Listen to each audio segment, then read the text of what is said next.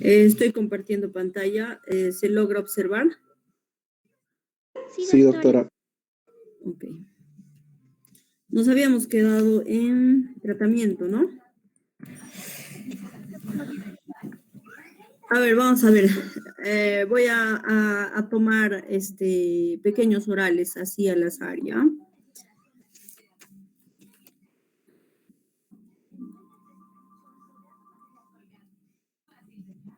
Jimmy. Hoy día Jimmy vas a estar premiado. Jimmy, abre tu micrófono. Presente, doctora. A ver, ¿cómo clasificamos a las enfermedades cerebrovasculares y cuál es el más frecuente?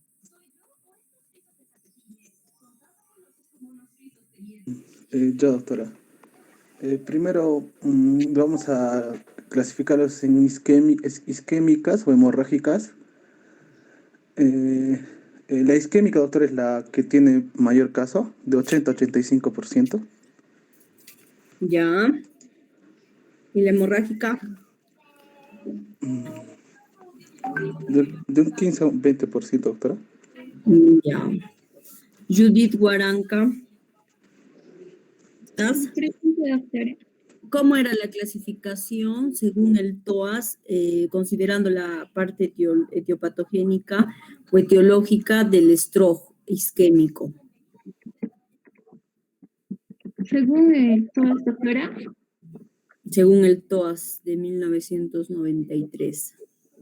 Bueno, según el TOAS, el ictus se va a clasificar en isquémico o hemorrágico. Y a su vez el isquémico lo podemos clasificar en focal o global. El focal puede ser un infarto cerebral o puede ser un TIA, pero el hemorrágico lo podemos clasificar en hemorragia subaracnoidea y una hemorragia cerebral, la cual se va a Ya, subclasificar. pero en la clasificación etiológica que te da el TOAS, ¿cómo se clasificaba? Está bien, esa clasificación que te estás dando es a grandes, ¿no? Pero viendo la etiología. Según la etiología, doctora, sería en cardioembólico, que es en un 30%, enfermedad de vasos grandes o aterotrombóticos en un 20%, enfermedad de vasos pequeños en un 20%, de causa desconocida en un 27% y otras causas raras en un 3%. Ya. Wilber, el último, a ver, Wilber. Sí, doctora, presente. A ver, Wilber, en relación, a ver,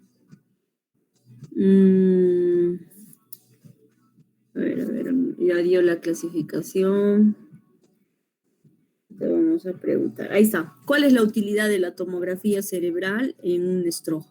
¿Para qué me sirve? Principalmente esa se toma, doctora, cuando hay que hasta las 72 horas en cuanto a la tomografía. Ahí nos va a determinar principalmente si hay algún daño a las 72 horas.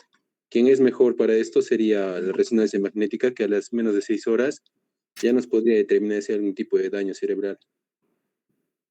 Ya, pero ¿cuál es la utilidad de la tomografía? ¿Por qué yo pido tomografía cerebral en un paciente con stroke? Se le puede encontrar lo que es los signos tempranos de stroke, señor. Ya, para dar el diagnóstico, pero principalmente para definir si estoy frente a un isquémico versus un hemorrágico, ¿no? Ya, Tica Sanabria ha entrado tarde. Ya has tenido problemas, pero ya es tarde, ¿ya? No está... Doctorito, discúlpeme, por favor. Ya. A ver, presente, perdón, no tengo internet. Ya. Ya, muy bien, Fernando. Claro, para diferenciar, ¿no? Si es isquémico o hemorrágico y ver el área de compromiso y la localización. Además de eso, me sirve, y no lo dije en la anterior clase, para ver el área penumbra.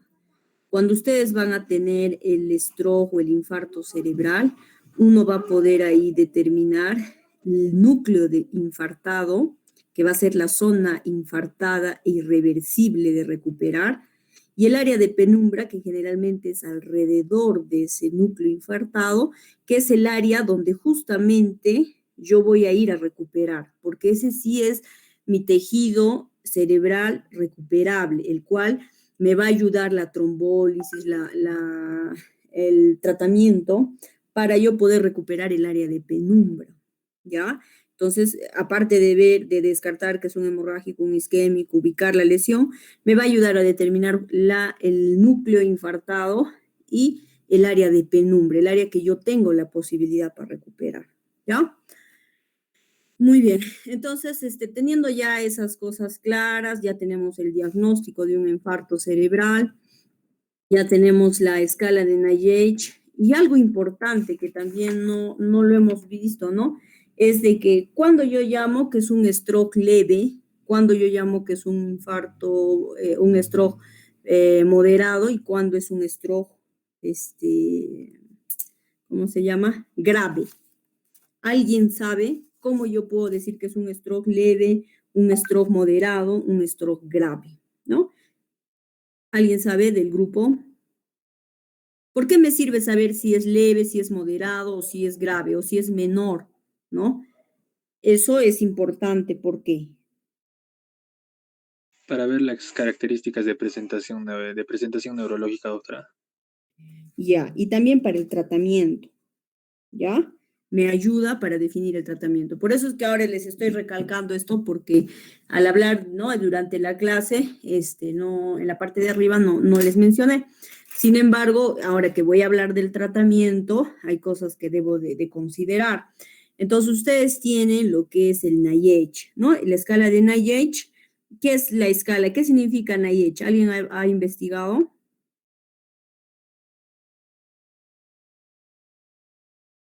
Nadie ha investigado, yo he hablado nomás, pero nadie ha ido a leer y repasar de dónde viene NIH.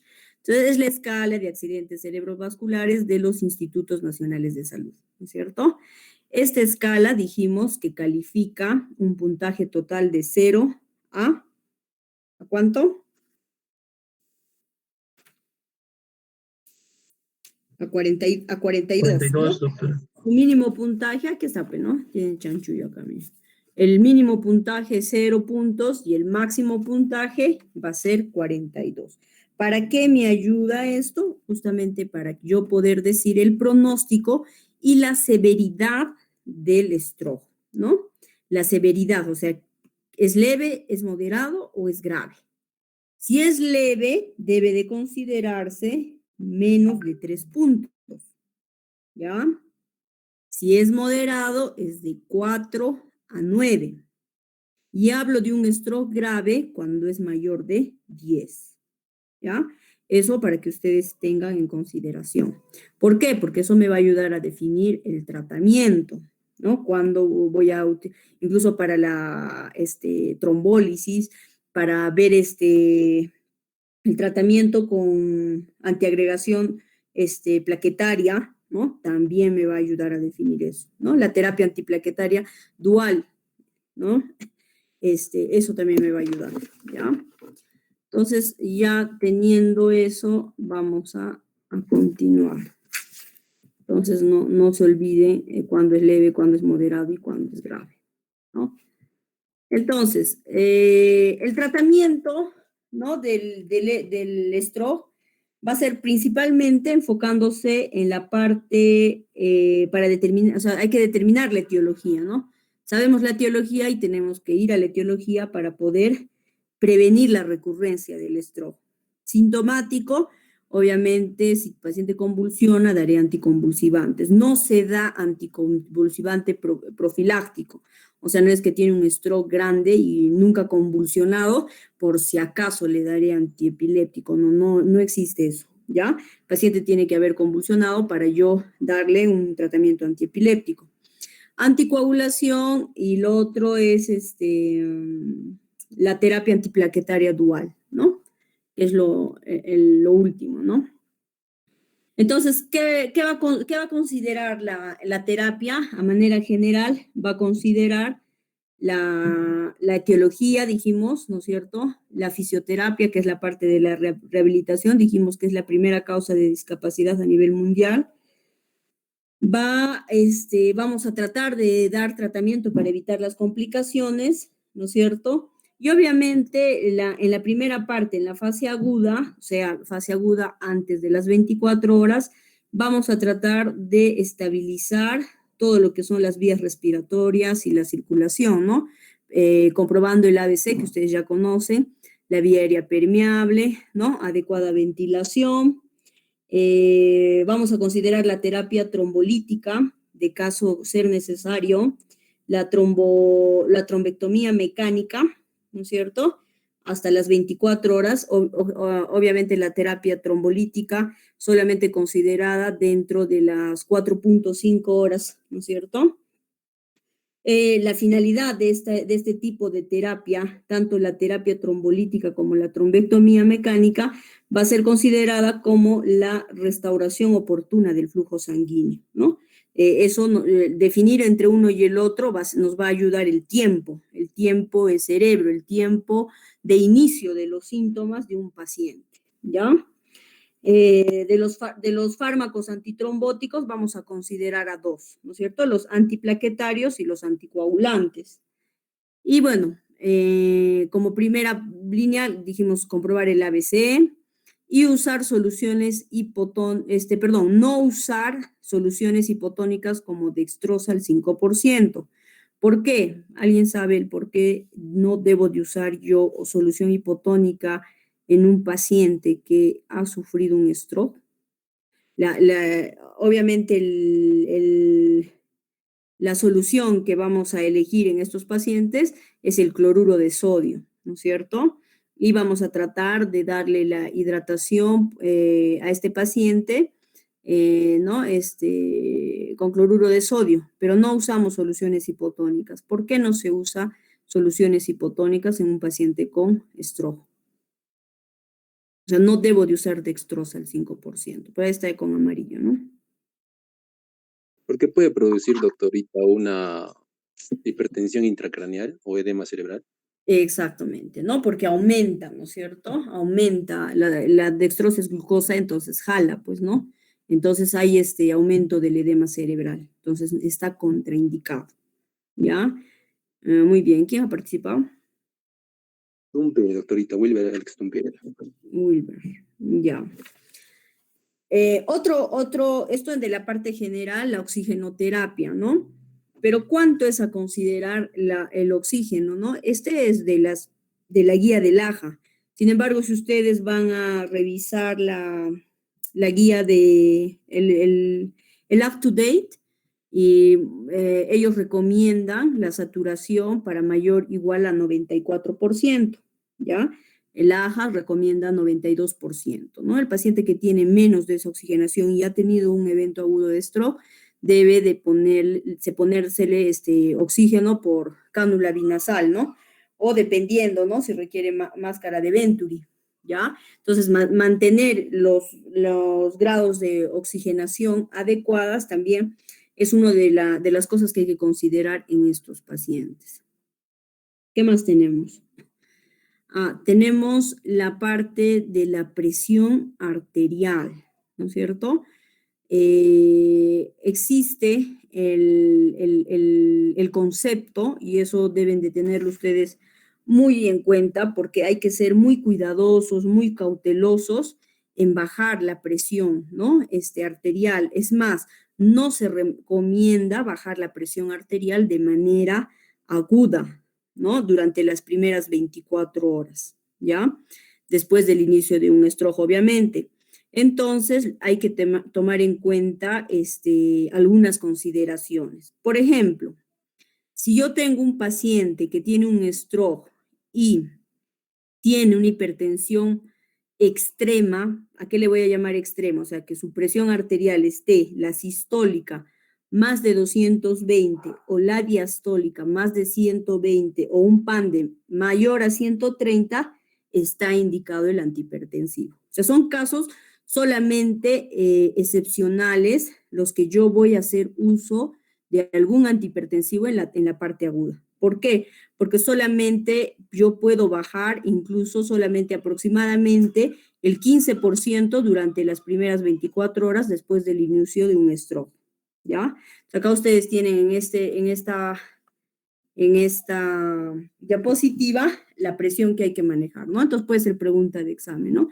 ¿Cuándo yo voy a, cómo debo de hacer el manejo de la presión arterial en un paciente que tiene stroke? Entonces ustedes consideren eso, hay que ser cauteloso y solo voy a dar tratamiento antihipertensivo o voy a manejarlo de forma aguda cuando tengo una hipertensión extensa mayor o igual a 220 en la sistólica y mayor a 120 en la diastólica o un PAN mayor a 130.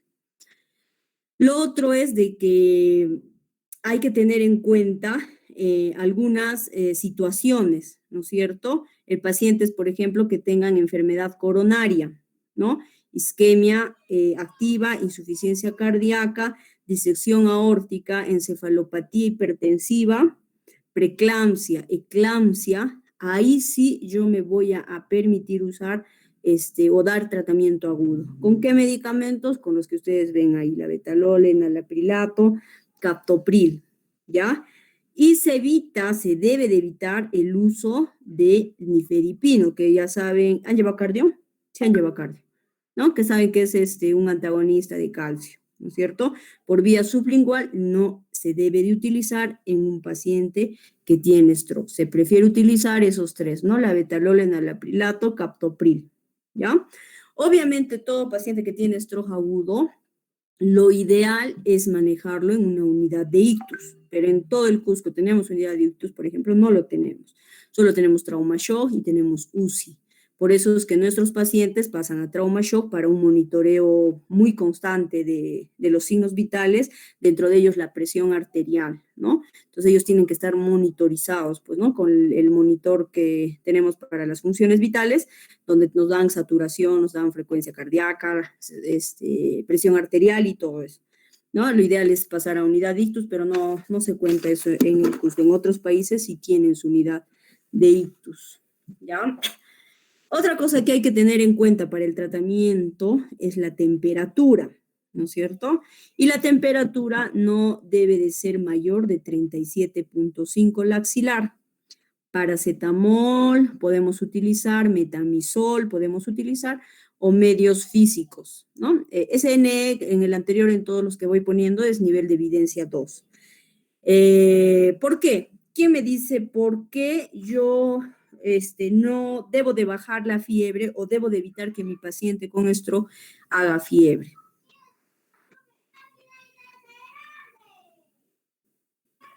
Porque ese área de penumbra que hablaba, que es el área recuperable o reversible, cuando está la fiebre, no permite una adecuada recuperación, porque va a haber una producción exagerada de los radicales de oxígeno, va a haber un daño a nivel de la barrera hematoencefálico y va a haber un daño en esa zona penumbra. Entonces, una de las características también es la temperatura.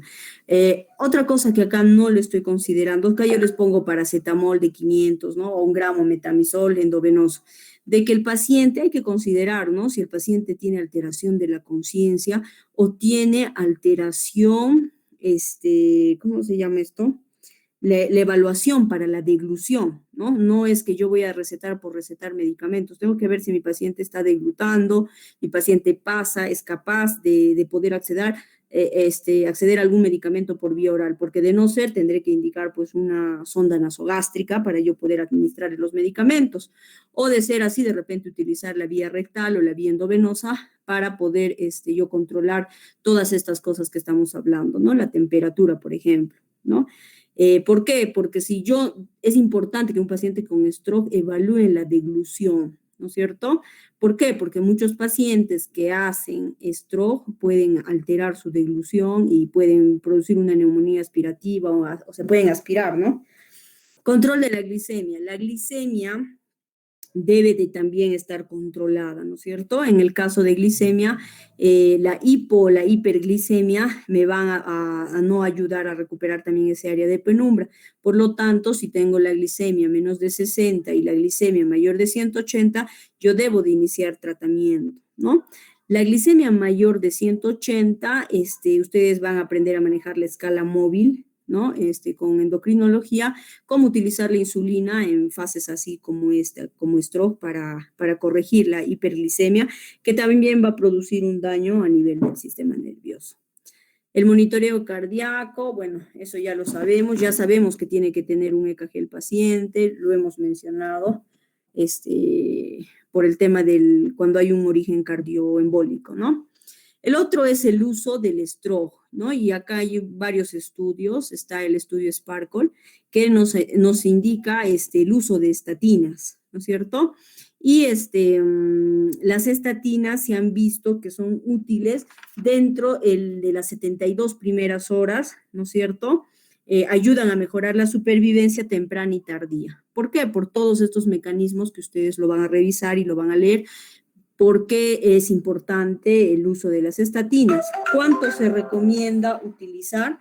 Se recomienda utilizar 80 miligramos de atorvastatina. Perdón. Aló.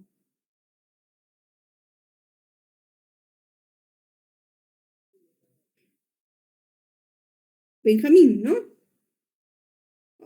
Hola, Benjamín, estoy ahorita en clases, dime.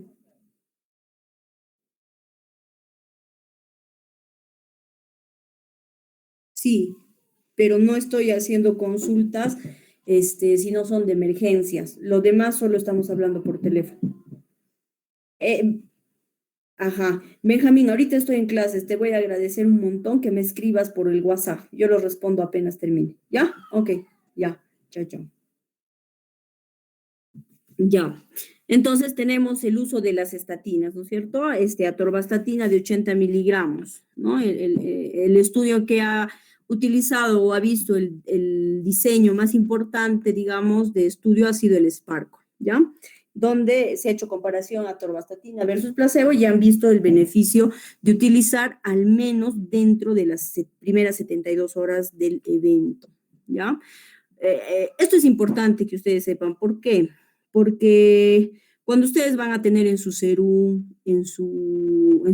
son médicos internistas, perdón, o médicos generales y están de guardia en algún hospital, y ustedes tienen la sospecha de un stroke, si bien es cierto, ustedes no pueden iniciar inmediatamente la aspirina porque no tienen la tomografía o por ahí está demorando, pero tienen la alta sospecha de un stroke, el inicio oportuno de la atorvastatina es beneficioso para el paciente. O sea, ustedes sí lo podrían estar refiriendo de su posta, de su centro de salud, por lo menos con su atorvastatina, ¿no es cierto?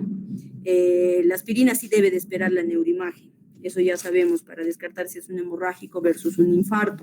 Pero el uso de la atorvastatina ustedes pueden dar ya inicio. Total, algo malo no le va a pasar al paciente y más bien sí le va a beneficiar, ¿no? Con la aspirina sí, porque si es un hemorrágico y le inicias, lo vas a hacer sangrar más y hasta puede morir el paciente. Pero con la atorvastatina no, ¿ya? Eso para que ustedes tomen en consideración. Ahí lo van a ir revisando. Obviamente hay que ver los efectos adversos, ¿no? En quienes no puedo utilizar dosis tan altas. 80 estamos hablando que es una dosis muy importante, ¿no? Entonces, pacientes que tienen problemas hepáticos, ¿no? De pronto un alcohólico crónico, un paciente con problemas hepáticos, hepatitis, etcétera, ahí de repente ustedes pueden limitarse en utilizar la atorvastatina o podrían utilizar dosis bajitas, de repente de 20, 40. Todos los estudios han sido con 80 miligramos, que se ha demostrado, ¿no? Pero a no darle nada, bueno, se puede empezar atorvastatina de 40 a 20 si ustedes ven un paciente que es muy anciano y con alta probabilidad de algún problema hepático. Pero si no lo tiene, sin miedo, atorvastatina de 80 miligramos, ¿no? Y los efectos adversos ya van a encontrar de la atorvastatina, ¿no? Que produce mialgia, miopatía, rhabdomiólisis y aumento de las enzimas hepáticas, ¿ya? Antes de pasar al tratamiento para restaurar el flujo sanguíneo, voy a poner un poco de énfasis en los fármacos antitrombóticos. Y dentro de los fármacos antitrombóticos voy a hablar de la terapia antiplaquetaria dual, ¿ya? ¿Qué medicamentos podemos utilizar para la terapia antiplaquetaria dual? ¿Alguien sabe? ¿Han llevado hematología? No han llevado, ¿no? ¿Han llevado farmacología? clopidogrel y ¿Y quién está hablando? no me acuerdo la otra doctora. El más importante, pues, ¿no? El que hemos dicho. Aspirina. Aspirina. Claro, el ácido acetilsalicílico y el clopidogrel. Hay muchos, en realidad hay bastantes medicamentos antiplaquetarios, pero los que tienen más estudios, los que han demostrado más eficacia, son justamente estos dos, la aspirina y el clopidogrel. El detalle está cuando utilizo monoterapia y cuando utilizo de forma dual, y eso se llama terapia antiplaquetaria dual, ¿no? Cuando utilizo la terapia antiplaquetaria dual. Cuando yo digo terapia antiplaquetaria dual, me ciño a lo que es el uso de clopidogrel y ácido acetilsalicílico, o sea, los dos medicamentos. ¿Cuándo los voy a utilizar juntos? Puedo utilizarlos de manera, cada uno, ¿no? O bien clopidogrel o bien aspirina, o puedo utilizar de manera combinada. Pero para yo utilizar de manera combinada existen criterios, ¿no? Existen criterios. ¿Alguien sabe qué criterios existen o cuáles son los dos criterios que yo voy a utilizar la terapia antiplaquetaria dual? ¿En qué pacientes? ¿Alguien sabe?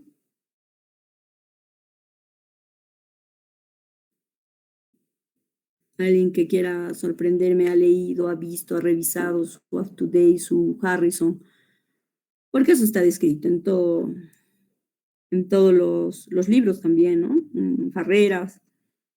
Cuando yo utilizo la terapia antiplaquetaria dual, ¿en qué pacientes? O sea, ¿en qué pacientes? Porque es fácil, ¿no? En un paciente que tiene stroke me dicen, sí, puedo utilizar aspirina al inicio. No, ya estoy seguro, ya tengo su tomografía y estoy segura que es un stroke, le inicio aspirina, sin miedo, ¿no? Por ser un antiplaquetario dual y está demostrado en prevención secundaria en tratamiento para stroke agudo. Pero si yo no tengo, ¿no? Existen otros criterios cuando yo utilizaría combinado. Y ahí es, ¿no? Que solamente en dos casos yo voy a utilizar. Cuando hay un alto riesgo de un ataque isquémico transitorio y cuando es un SB isquémico menor. Por eso ahí es que les decía cuándo se llama un SB isquémico menor. Entonces, ahí está. Noelí Eliana, ¿estás ahí? ¿Cuándo era un stroke menor? El stroke leve, doctora, Ajá, o menor, stroke menor o leve. es cuando el puntaje es menor a 3 puntos, doctora. Exacto, ¿no? Entonces, cuando tú tienes un SB isquémico menor, puedes darle la terapia antiplaquetaria dual. Esa es una indicación. ¿Y cómo sería alto riesgo de TIA? ¿No? Y la otra indicación son los dos, son solamente los dos. El alto riesgo de TIA. ¿Cómo yo sé que hay un paciente que tiene alto riesgo de hacer un stroke? ¿Alguien sabe? ¿Alguien me ha leído ataque isquémico transitorio? Sí, doctora, es cuando los síntomas se resuelven antes de las 24 horas. Pero hay forma de que yo mida el riesgo de recurrencia o el riesgo alto de que haga un stroke ese paciente que ha tenido un ataque isquémico. Doctora, disculpe, respecto a lo que sería el score si es de riesgo elevado, estaría entre 6 y 7. ¿La escala de qué? Del score de ABCD, 2 de TIA. Perfecto, muy bien, Jacqueline, te has ganado tu estrellita y tu puntito. Eso, ¿no es cierto? Es eso, ¿no es cierto? Yo tengo que medir la escala del ABCD, ¿no? D al cuadrado incluso es. Terminando la clase, cuando terminemos el tratamiento después de hablar el tratamiento de stroke, van a revisar ustedes todas las escalas en relación a stroke. Una de ellas es el ABDC-D. El otro es cuando hablemos del riesgo, por ejemplo, de un paciente que tiene fibrilación auricular, ¿no? ¿Cuánto es el riesgo de este paciente de hacer un SB isquémico y un SB hemorrágico? Todo eso es calculable y se hace con el uso de las escalas, ¿no? En el caso, por ejemplo, del TIA, del ataque isquémico transitorio, vamos a utilizar la escala ABDCD2. ¿Y qué me mide la escala? ¿Alguien sabe? Doctora, para determinar el riesgo de accidente cerebrovascular, Sí. ¿Qué es el A? ¿Qué es B? ¿Qué la es C? es la edad. Edad es un punto mayor, A es mayor o igual a 60, el B es presión arterial mayor o igual a 140 sobre 90, el C es características clínicas, el D es duración de los síntomas, que puede ir entre 1 a 2 puntos, y el D es la diabetes. Es un La punto. diabetes, ¿no es cierto? Ya. Muy bien. ¿Y cuándo digo que un paciente tiene alto riesgo, o sea, de ataque isquémico transitorio? ¿Cuánto debe de ser el puntaje? Más de Alto 4. riesgo de 6 a 8. Más de 4. ¿Quién ha dicho más de 4? Yo, doctora. ¿Quién es yo? Anaís. A lo mismo. Muy bien, ¿no? Entonces, esos son los dos criterios que yo voy a considerar para dar inicio a una terapia antiplaquetaria dual, ¿ya? Cuando yo tengo esos dos criterios, yo puedo dar clopidogrel y aspirina por 21 días, ¿ya? Lo tenemos claro entonces. En el resto, ¿qué doy? Solamente o bien doy aspirina o bien doy clopidogrel. Eso lo tenemos claro entonces, ¿no es cierto? Al finalizar, como les decía, me van a buscar todos, van a hacer las escalas, ¿no? A, B, C, D al cuadrado, la D, todo es inicio, o sea, son iniciales en inglés, ¿no? A, por ejemplo, A de H, edad, B de blood, de sangre, C de clínica, D de duration y diabetes, ¿no? O sea, cada uno tiene su significado y cuánto se considera más y menos. Eso lo van a revisar porque eso sí lo tienen que manejar. Eso nos ayuda a ver el alto riesgo de stroke y en pacientes, por ejemplo, que tienen fibrilación auricular, manejamos dos escalas, el CHAS-BAX y el, ¿qué me dice? Hasbled, doctora. Hasbled, doctora. Y el Hasbled. ¿Quién ha hablado? G y E. ¿Quién es G y E? A ver, espérense. Yo, doctora. Pero no te veo, pues. Enrique. No sale tu nombre. Doctora, yo, Soto. Soto. Y el otro, ¿quién es? Enrique, doctora. Quintana. Enrique Quintana, ¿no? Pues eso vamos a revisar, acabando las clases, en el tiempo que les va a quedar, revisar, ¿no? Cuándo yo considero el ABC de alto riesgo, cuándo es 1, 2, qué mide, el tiempo, la duración, ¿no? Menos de 60 minutos, antecedente de la diabetes, etcétera, etcétera. Y el Hasbled y el CHAS-BAX para ver si yo inicio anticoagulación en un paciente, ¿no es cierto? Con los últimos que existen, ¿no es cierto? Pradaxa, etcétera. Ya. Entonces, eso lo van a hacer después, ¿ya? Entonces, ¿cuánto de aspirina está indicado para el tratamiento? ¿Alguien sabe?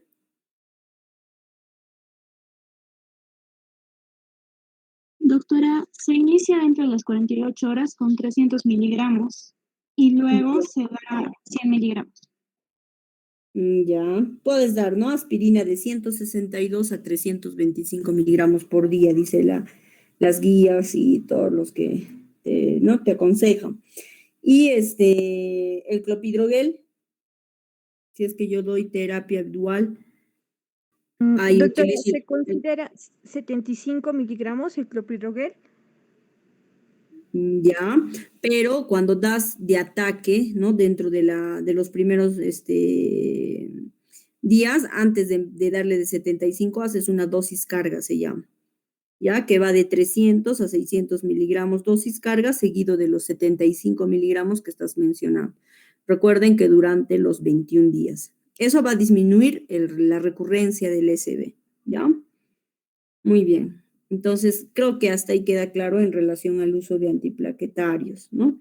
La atorvastatina, el uso de otros. Y tenemos la terapia para restaurar, dijimos, el flujo sanguíneo, ¿no? Oportuno, en pacientes que contamos con tiempo, un tiempo mucho más rápido en el que ha iniciado sus síntomas. A veces el paciente amanece en la mañana ya con todo lo que ustedes han visto del video, ¿no? Si la cara se te va a un lado, el brazo, bla, bla, bla. La canción que ustedes conocen. Eso, como yo supiera, cómo yo voy a saber el tiempo. ¿Quién me puede decir? O sea, digamos, el paciente inicia, en la madrugada se levanta y tiene todos los síntomas de un stroke agudo. ¿Cómo yo voy a saber el tiempo? ¿Alguien me puede decir? ¿Aló? ¿Aló? Ya. ¿Nadie? A ver, creo que no me deja entender mi pregunta, ¿ya? Tengo un paciente que en la mañana, a las 6 de la mañana, se levanta con la debilidad de su cuerpo, la mitad de su cuerpo del lado derecho sin mover, ¿ya? Y viene al hospital regional. Y el familiar te dice, no, ahorita ha pasado, ahorita se ha hecho. ¿Le inicias trombólisis o no?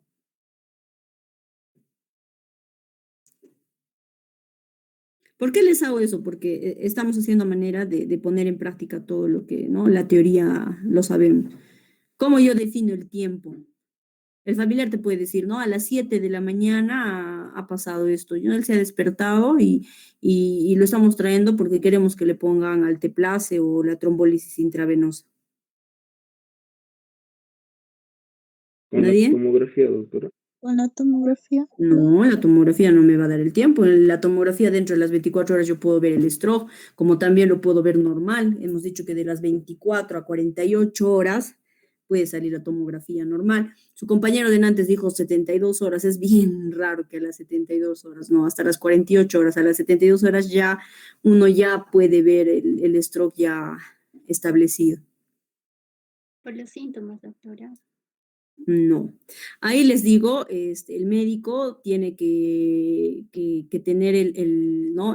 Por temas legales, porque ha pasado, ¿ya? Ha pasado, ¿no? De que ha habido denuncias y todo de por qué no se ha utilizado el alteplase si estaba dentro del periodo, pero no es así, no es tan fácil, o sea, uno no puede a veces determinar eso, ¿no? Es muy impreciso y no te puedes arriesgar porque por algo están los tiempos, por algo se definen los tiempos, por algo existen las guías y por algo existe la medicina basada en evidencia donde se ha demostrado en qué horarios están permitidos. Lo que se hace, se considera el último día que se ha ido a dormir. O sea, por ejemplo, el paciente anoche se fue a dormir, estuvo tranquilo, estuvo caminando, entonces yo lo considero ese tiempo. Por lo tanto, la mayoría de esos pacientes que amanecen con el cuadro, el déficit neurológico, no son la mayoría candidatos para trombólisis. Al menos que pase el siguiente escenario, ¿no? Mi papá, por decir, ¿no? Está en su cama y se levantó para orinar y fue al baño solo, orinó solo, caminó, ¿no? Es más, realizó una llamada a un familiar X por alguna situación y ya al regresar a la cama uno sintió pues, ¿no? El déficit motor, el déficit neurológico. Ahí sí yo podría decir, sí, el paciente se levantó, el paciente hizo su, ¿cómo se llama? Hizo su, o sea, no tuvo, ¿no? Afectación clínica y ahí sí podría yo considerar 1 hora, 2 horas dependiendo. Pero si el paciente noche anterior se fue caminando y al día siguiente amanece de esa manera, no se hace la trombólisis. Eso es un consenso que se ha quedado justamente para evitar los problemas ético-legales porque no hay la evidencia y más si no hay un familiar, ¿no? Eso para que ustedes tomen también en cuenta y consideración, porque ustedes van a ser guardias en emergencia cuando sean internos, entonces es importante, ¿no? El interno te llama, doctora, dice se ha despertado así, pero la última vez que lo han visto ir a su cuarto, a su cama, ¿qué hora ha sido? Ah, no, ayer, doctora. ¿Y por qué le estás poniendo acá tiempo de enfermedad 1 hora, 2 horas? Porque si tú le pones una enfermedad 1 hora, 2 horas, yo tendría, por tu historia clínica de emergencia, hacerle trombólisis. Pero lo que pasa es que no estás considerando ese tiempo y todo ese tiempo, ¿qué vamos a hacer? O sea, de noche, ¿cómo lo consideras? ¿No? Eso es para que ustedes lo sepan de manera se ha quedado así, ¿ya? Y es así, a nivel mundial se considera así. Entonces teníamos la trombólisis intravenosa y la trombólisis intraarterial, ¿no es cierto? Y la trombectomía mecánica, ¿no? La trombólisis intraarterial va a ser con el uso del alteplase y la trombólisis intraarterial vamos a utilizar trombectomía mecánica. En la trombólisis intravenoso consideramos el tiempo, Y esto es hasta las 4.5 horas. Y el otro puede ser 6 horas, ¿no? Hasta más de 6 horas incluso, cuando ya nos pasamos ese tiempo. Déjenme pasar al siguiente. Entonces tenemos el alteplase, que es el TPA intravenoso. Se recomienda no administrar terapia trombolítica si se aprecia. Hay algo importante, ¿no? Cuando tú tienes un infarto cerebral mayor a 1/3 del territorio de la arteria cerebral media, no está indicado administrar terapia trombolítica, ¿ya? La dosis para utilizar el TPA intravenoso es esa que ustedes ven ahí, de 0.9 miligramos por kilogramo hasta un máximo de 90 miligramos, ¿ya? El TPA intraarterial, que hemos dicho que puede ser dentro de las 6 horas de inicio del cuadro, y puede ser por una infusión regional o local directamente en el trombo, empleando catéteres supraselectivos, que eso lo hace radiología intervencionista, ¿no? Entonces, ¿estamos preparados para solo ver a los pacientes con SB, tratar su evolución o hacer algo más? Entonces, ahí va el uso de RTPA, ¿no? Que es el factor activador tisular de plasminógeno recombinante, o la marca alteplase se llama, ¿ya? Que es una proteasa sérica que en presencia de fibrina transforma el plasminógeno en plasmina, que degrada la fibrina del trombo, disolviéndolo y evitando así y permitiendo así el flujo sanguíneo, ¿no? Restaurando el flujo. ¿Cuáles son los estudios que se ha hecho en relación al alteplase? Son los ECAS. Hay el ECAS 1, el ECAS 2, el ECAS 3. Ustedes pueden, ¿no? Buscar en estos artículos, estos estudios, ECAS 1, ECAS 2, ECAS 3. El último es el ECAS 3, ¿ya? Del 2000 y tanto. Ahorita lo vamos a ver seguramente en algún cuadro, pero es el último donde han hecho estudios, ¿no? Versus placebo, versus uso de alteplase y la respuesta, la mejoría que tenían estos pacientes. Aquí está. El último ha sido el ECAS 3, que es del 2009, ¿no? Y utilizan todas estas dosis que han utilizado en cada uno de los estudios y las ventanas que han utilizado, ¿no es cierto? Siendo un resultado positivo, el último que han hecho, el ECAS 3, con este uso y en este tiempo. Por eso es que se considera 4.5 horas y no 6 horas, porque después de 6 horas, cuando hicieron el ECAS 1, vieron que no había un buen resultado, ¿no? El que tuvo fue el último. Por eso es el tiempo que se maneja, es este de acá, que ustedes están viendo en este cuadro, ¿ya? Entonces, para estudio de tratamiento, terapia trombolítica, tenemos esos estudios respectivos, el NINS también, ¿no? Pero el último es el ECAS, como les digo. Entonces, ¿qué nos interesa saber? Un paciente, tiempos recomendados para tratar pacientes con trombólisis, ¿no? La puerta de atención, esto es en teoría, pues, ¿no? Sería excelente, ¿no? En otros países hasta tienen tomógrafo dentro de las ambulancias y ganan mucho tiempo. Estamos en Perulandia, donde ustedes saben que no es tanto así, ¿no? Pero sí se hace este tratamiento con trombólisis. Hacemos en el regional, lo hacen en el Lorena y lo hacen en el Seguro. En los 3 hospitales se hace. Entonces, generalmente estos son los tiempos recomendados, ¿no? Uno debería de tener estos tiempos, ¿no? La atención debería ser en 10 minutos. La tomografía debería estar realizada en 25 minutos. La tomografía interpretada, ya sea por un neurólogo o un médico experto en interpretación de tomografía, 45 minutos. La puerta de inicio debe ser ya nomás en 60 minutos. En 60 minutos el paciente ya debe de tener todos esos estudios y iniciarle el tratamiento, ¿no? El neurólogo tiene que estar disponible desde que ingresa a la emergencia inmediatamente, ¿no? Debe estar en 15 minutos, dice acá. Acceso a neurocirujanos, y en caso requeriría de una cranectomía descompresiva, por ejemplo, ¿no? Un paciente con síndrome de hipertensión endocraniana, etcétera, que requiere una cranectomía descompresiva. Y admisión a cama con monitoreo, que generalmente eso es en una unidad de ictus, pero acá en Perú lo manejamos en UCI o en la unidad de trauma shock. Entonces, ahí que me interesa ahora saber, me interesa saber los criterios de inclusión y de exclusión. ¿Qué pacientes son candidatos para trombólisis o terapia trombolítica con el alteplase y qué pacientes no lo son? Para eso yo tengo mis criterios de inclusión y mis criterios de exclusión. ¿Cuáles son mis criterios de inclusión? Tienen esto, ¿no? que el déficit neurológico tenga un niche entre 4 y 22. Un tiempo de inicio del ictus menor a 4.5 horas, una tomografía realizada y leída por un médico experimentado, y la edad que sea mayor de 18 años. Acá tienen, este es del Up to Date, ¿no? También tienen acá del Up to Date los criterios de inclusión, que es similar al que yo les he mencionado, el tiempo, la edad más de 18 años. Y tenemos algunos criterios de exclusión, por ejemplo, un accidente cerebral isquémico o un TEG que sea severo en los 3 meses anteriores, una hemorragia intracerebral previa, una neoplasia intracraneal intraaxial.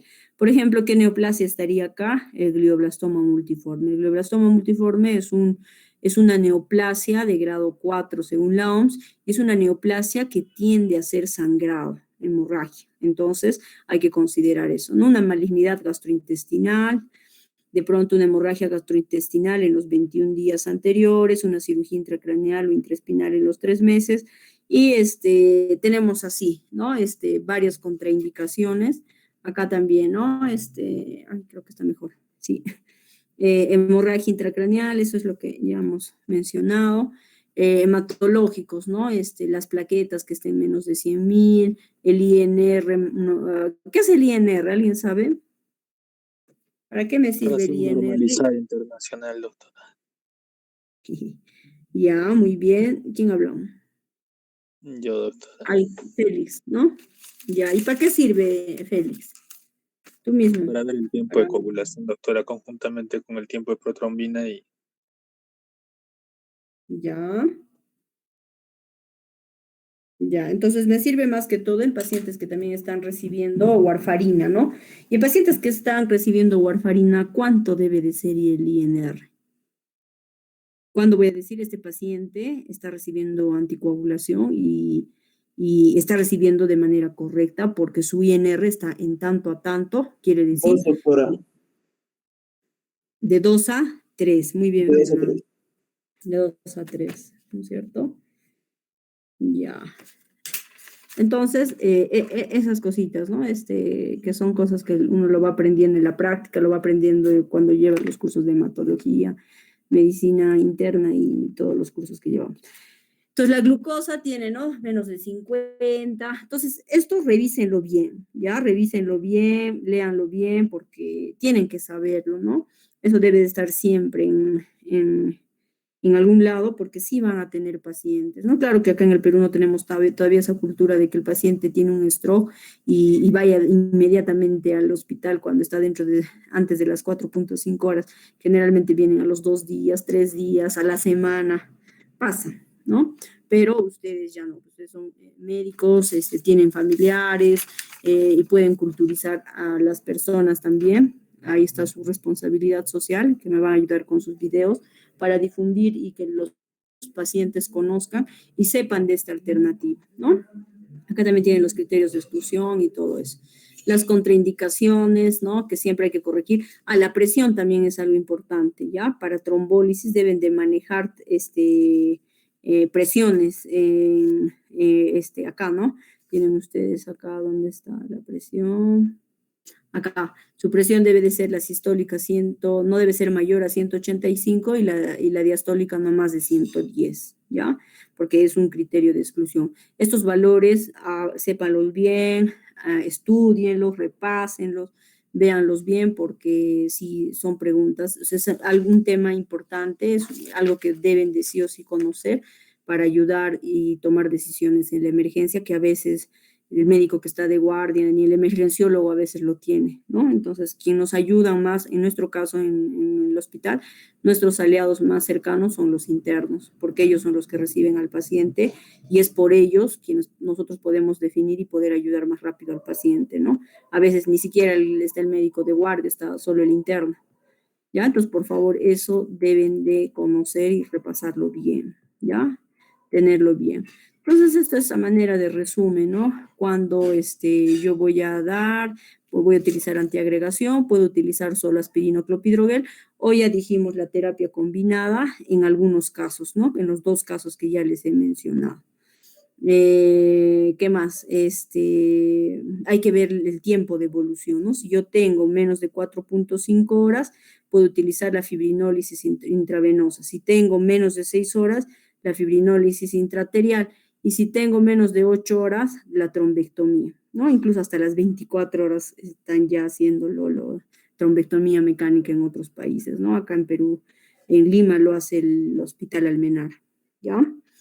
Entonces eso, ¿no? Y ver la etiología, obviamente, ¿no? Si es hipertenso, le trataré de manejar la presión, como dijimos, ¿no? En qué casos vamos a utilizar vamos a dar tratamiento antihipertensivo agudo.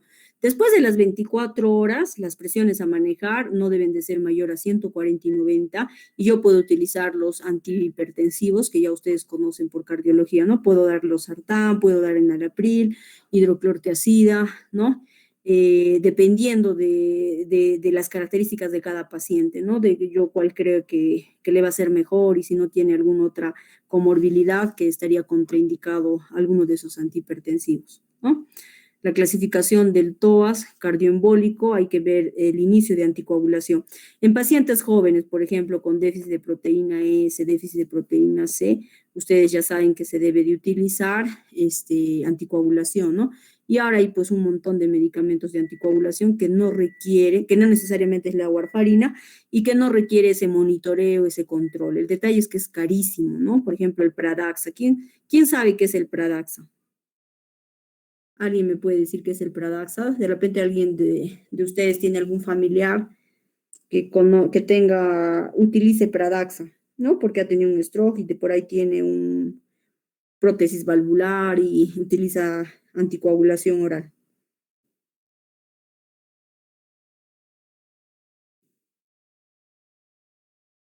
Anticoagulante, doctora. Dabigatran. El Dabigatran, ¿no es cierto? ¿De cuánto viene? ¿De cuánto viene? 150. De 110 miligramos. tenemos, ¿No es también de cierto? 110. 150, Ya. doctora. El Dabigatran, ¿no es cierto? Es uno de los anticoagulantes que no tiene antídoto y no requiere el monitoreo.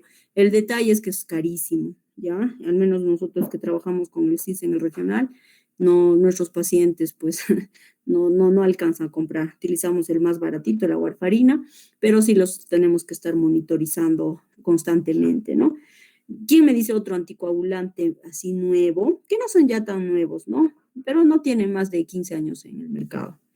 Que puedo utilizar yo como anticoagulante oral.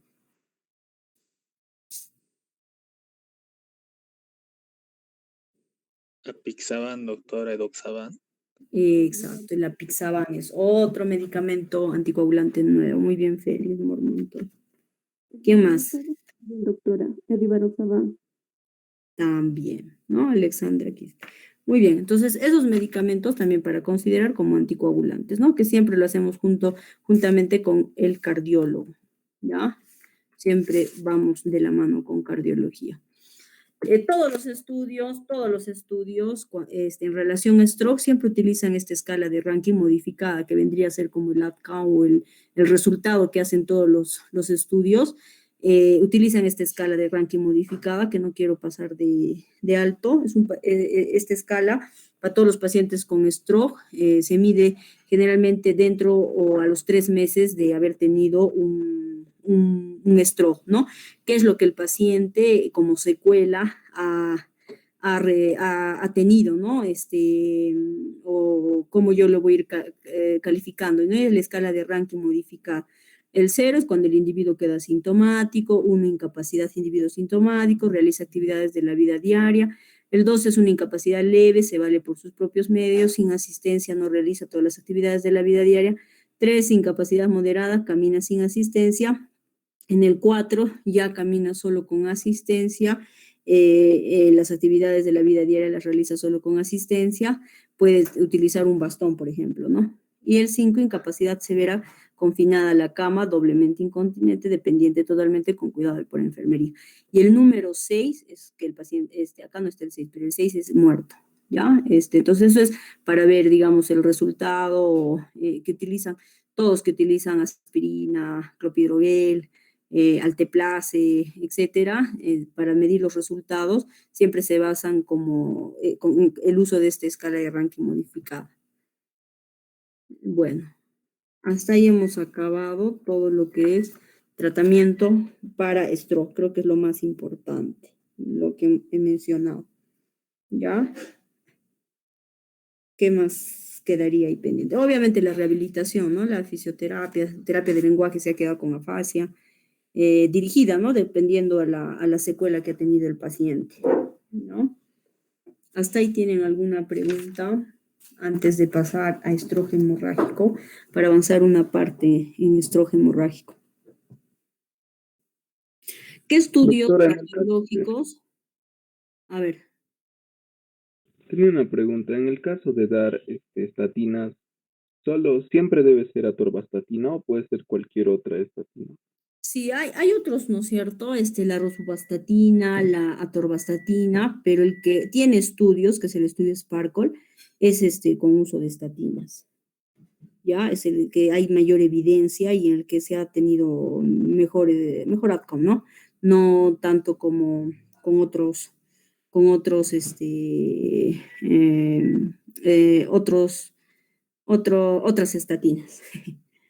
¿Ya? Podrías utilizar otros, ¿no? Pero el que tiene más estudios y tiene más medicina basada en evidencia es la atorvastatina. Gracias. ¿Qué estudios ecocardiológicos debo de pedirle sí o sí a un paciente que tiene stroke isquémico y stroke isquémico? ¿Quién me responde? Solamente hablando cardiológicos, aparte del electrocardiograma.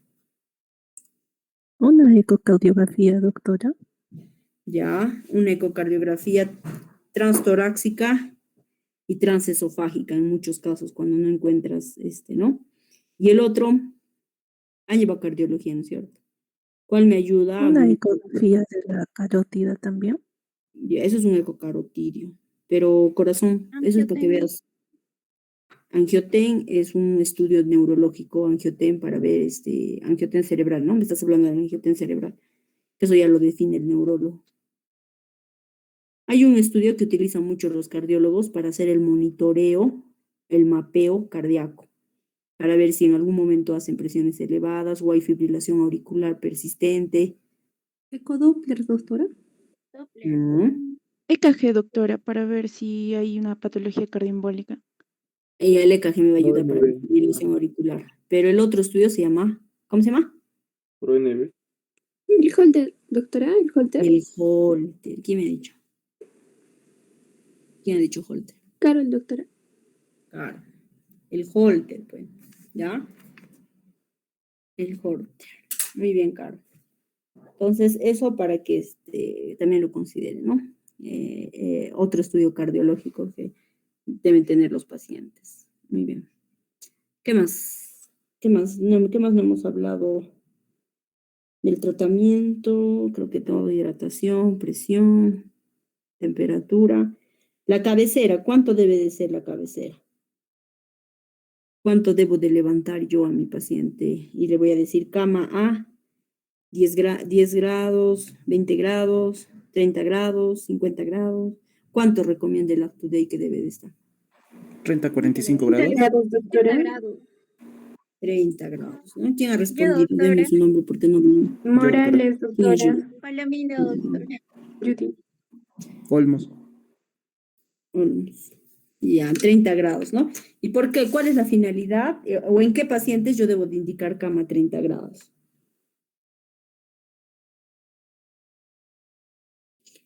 Eso es generalmente cuando el SB isquémico es grande, ¿no? Hay un infarto grande, hay edema cerebral y en los pacientes que tienen hemorragia intracerebral, ¿no? En ellos, más que todo, está indicado. Esos son los 3 pacientes. Muy bien. Entonces, no hay más preguntas, ¿no es cierto? Está claro, entonces, el tratamiento, ya saben los criterios, todo en relación a lo que es estrojo, ¿no? No hay dudas. Creo que hemos tratado de abarcar todo lo que se pueda. ¿Hay alguna pregunta? No, ¿no?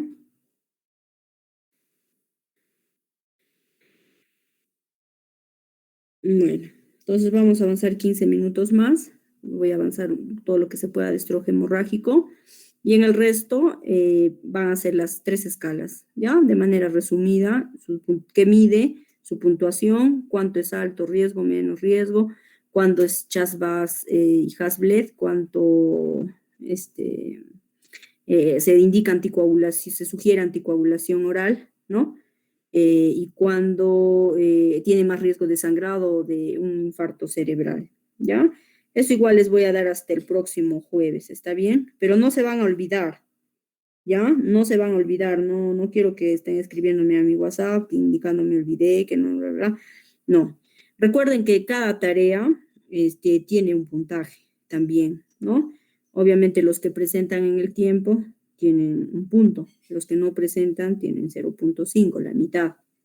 Pero de preferencia traten de presentarlo porque el sistema ya lo califica y los que envían extra temporal no están pues dentro ya del sistema y al final hay que hacer todo es más trabajo para mí, por favor. Les doy con una semana. En los otros grupos les daba solamente para el mismo día a las 12 de la noche. Les estoy dando con una semana entendiendo de que tienen muchas cosas que hacer. ¿Están de acuerdo? Sí, doctorita, muchas gracias. Sí, doctora. Ya. Entonces, ya no habiendo más cosas, empezamos con el tratamiento de enfermedad cerebrovascular de tipo hemorrágico. El tipo hemorrágico dijimos que era un 15 a un 20%, ¿no es cierto?, de los pacientes que tenían enfermedad cerebrovascular de tipo hemorrágico, ¿no? Vamos a ver.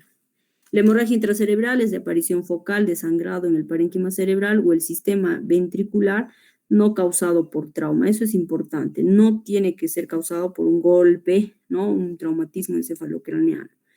Aquí se incluyen las hemorragias que suceden después de un infarto en sistema nervioso central, transformación hemorrágica.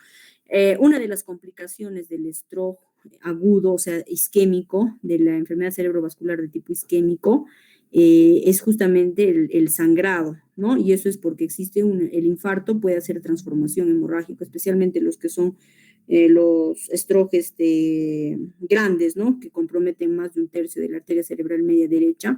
Esos pacientes suelen hacer hemorragia cerebral, ¿ya? Entonces, esos pacientes también están incluidos dentro de esta clasificación. Los pacientes que tienen hemorragias cerebrales espontáneas, ¿no? Por ejemplo, una malformación arteriovenosa.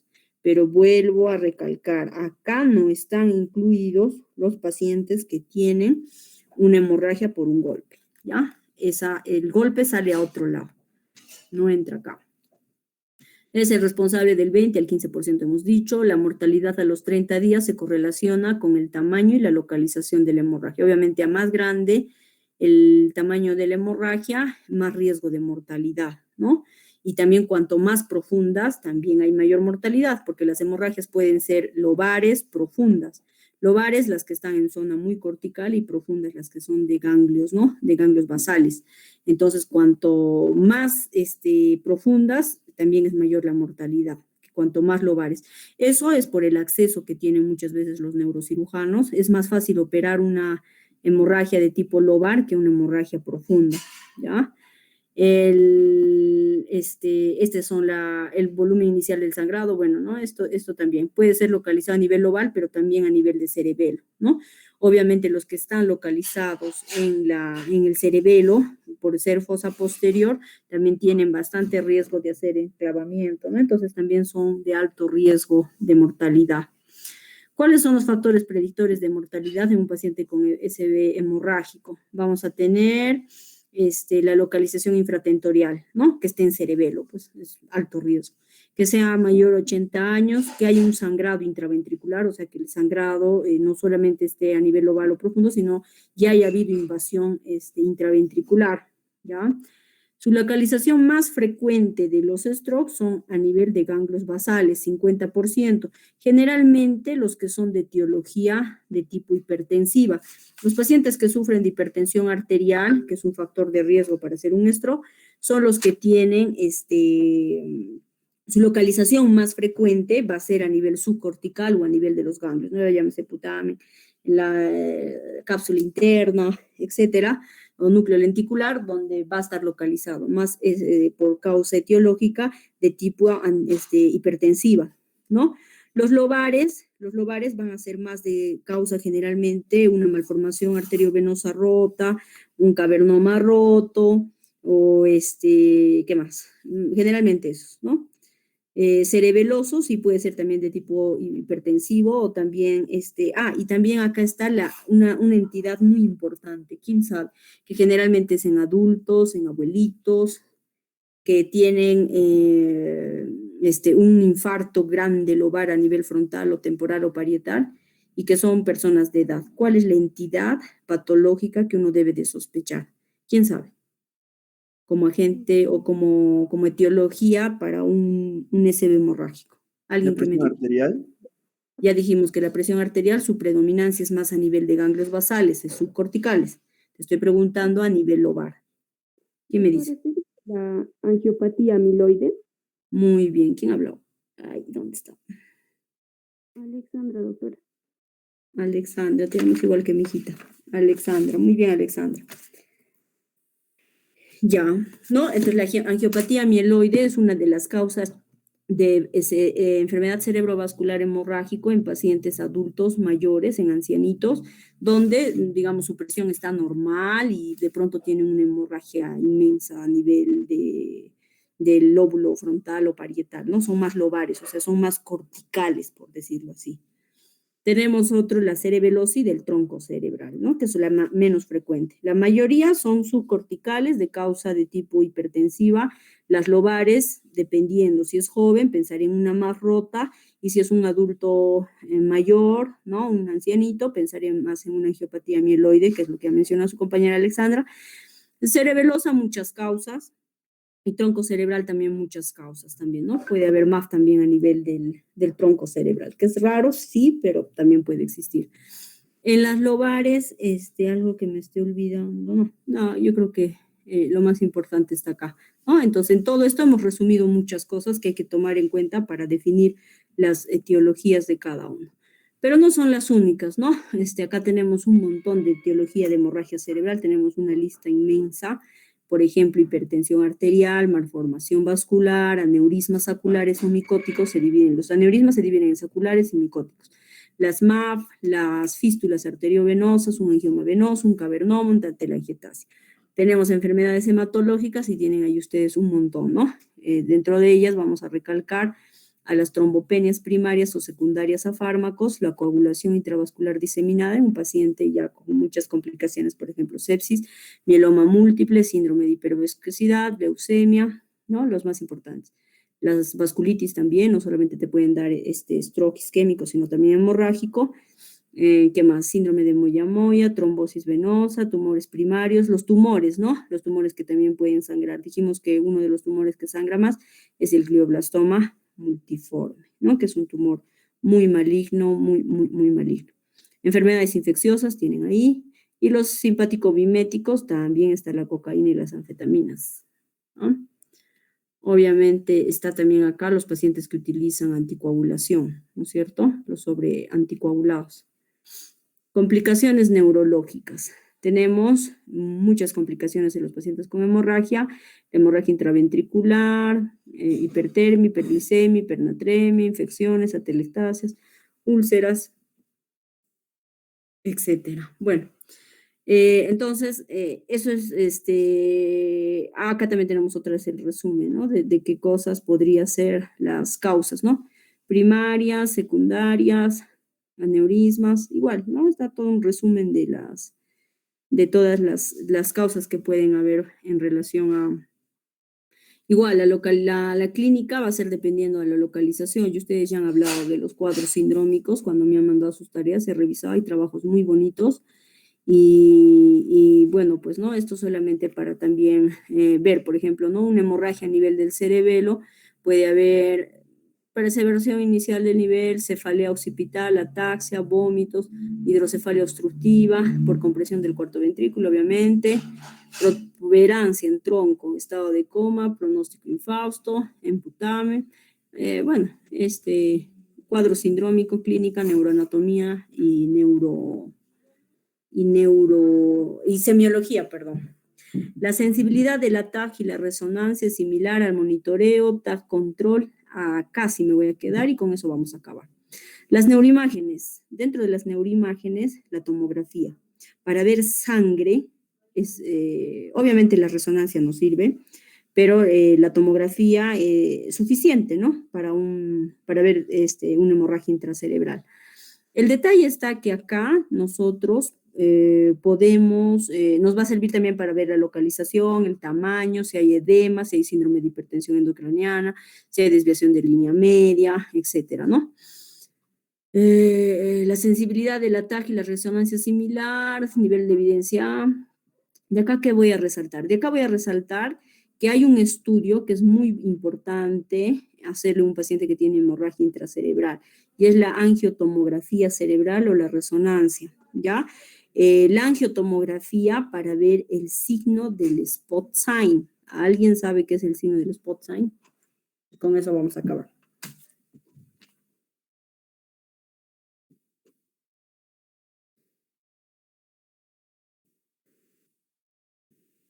Incluso alguien se puede animar a hacer su tesis para... Uy, no, ¿dónde me he ido?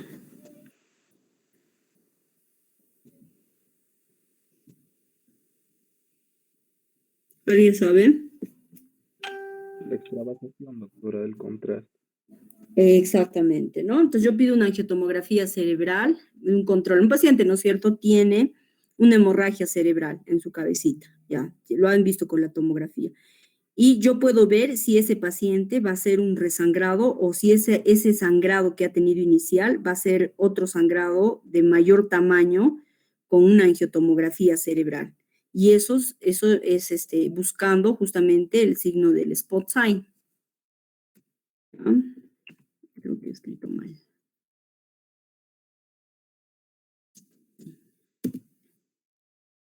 ¿No? Entonces, yo voy a tener en un paciente que ha sufrido una hemorragia cerebral, lo tenía este es Argentina. Acá lo vamos a ver bien bonito, ¿no? Disculpen que no lo haya puesto ya no he tenido tiempo para ponerlo en las diapositivas, ¿ya? Pero el spot sign va a ser un predictor potente de la expansión del hematoma en pacientes con una hemorragia intracerebral espontánea. ¿Ya? Entonces eso se ve en un paciente, ¿no es cierto?, donde le voy a pedir una angiotomografía cerebral, ¿no? Para ver. Entonces, ¿cuál es la finalidad? Vamos a verlo por acá abajito, ¿ya? Vamos a ir de frente al grano. Las cosas ya masticaditas. Acá tenemos, ¿no?, un paciente con una hemorragia intracerebral. Entonces yo le pido a las 24, 48 horas una angiotomografía cerebral con contraste y veo acá en el hematoma o en la hemorragia cerebral. Hematoma no, suena feo. Hemorragia cerebral, porque hematoma subdural, epidural, viene a ser por un golpe, ¿no es cierto? Entonces no vamos a enfocarlo dentro de una hemorragia intracerebral espontánea. Por eso no voy a utilizar la terminología hematoma. Entonces ustedes ven acá, ¿no? El paciente se ha realizado una angiotomografía y ven el signo del spot sign, ¿no? Acá tiene. Entonces, a este paciente que inicialmente tenía esta hemorragia, al tener este signo del spot sign, veo que ha hecho un sangrado mucho más grande, ¿no? Un sangrado con compromiso intraventricular a las 48 horas, ¿no? Acá tienen, por ejemplo, ¿no? Vamos a leer rapidito, un paciente de sexo masculino de 76 años, le solicitan una tomografía por sospecha de ACV y sale, ¿no? Una tomografía con una hemorragia intraparenquimatosa en ganglios basales del lado izquierdo. Entonces le hacen un angioten del mismo paciente donde se evidencia el spot sign, indicador de mal pronóstico, ¿no? ¿Por qué? Porque luego le hacen la tomografía y el paciente evoluciona desfavorablemente y se le repite la tomografía a las 48 horas y se evidencia el aumento de un tamaño de la hemorragia intraparenquimal. El uso de las neuroimágenes, una tomografía simple inicialmente para ver una hemorragia intracerebral, sirve. Y la angiotomografía cerebral contrastada me ayuda a ver es un predictor para el aumento de la hemorragia. ¿No? Lo demás son más ejemplos, pero básicamente quería que vean eso. ¿Hasta ahí tienen alguna pregunta, chicos, para que terminemos? La siguiente clase sí o sí acabamos la parte de hemorragia intracerebral y vamos a avanzar movimientos anormales, ¿ya? Llámese corea, tetosis, enfermedad de Parkinson, todos tenemos que acabar en la siguiente clase, movimientos anormales, y la pequeña parte que está quedando de hemorragia intracerebral, que ya no es mucho, y vamos a ingresar a lo que es tratamiento de movimientos anormales. ¿Hasta ahí tienen alguna pregunta? Si no, para dar concluida la clase, hasta el próximo jueves, y por favor, hasta el próximo jueves tienen para revisar las 3 escalas más importantes en stroke, que es el ABCD para ataque isquémico transitorio, y el riesgo de stroke isquémico o hemorrágico en un paciente con fibrilación auricular para medir la oportunidad de darle anticoagulación oral. En quién le doy, en quién no le doy, me sirven esas escalas. Por eso es importante que las conozcan, las revisen y las vean. ¿No? Que obviamente hay aplicativos en el celular que uno rapidísimo pone y ¡pum!, te sale. Entonces, rapidísimo. Eso no les va a demorar más de 10 minutos hacerlo. Pero igual les doy una semana hasta el próximo para que lo revisen con calma, lo vean con tiempo y no se me estrese. Lo otro es que quería quedar la fecha de examen, ¿no? Que dijimos la anterior clase, que lo vamos a hacer en marzo dijimos, abril. ¿Ya tienen de algún curso alguna fecha para dar examen? Todavía no, doctora. Ya. Les De pregunto, endocrinología, doctora. endocrino, ¿cuándo van a dar? El 23 de marzo. Martes 23 de marzo. Ya. ¿Les parece bien neuro el 18 de marzo?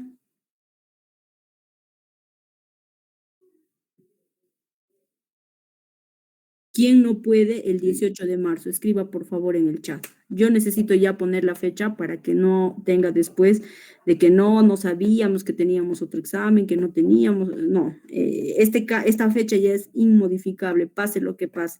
Estemos en la 4ª, 5ª, 6ª ola.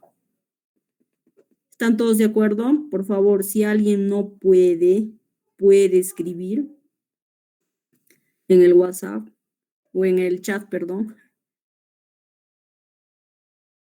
¿Alguien no está de acuerdo?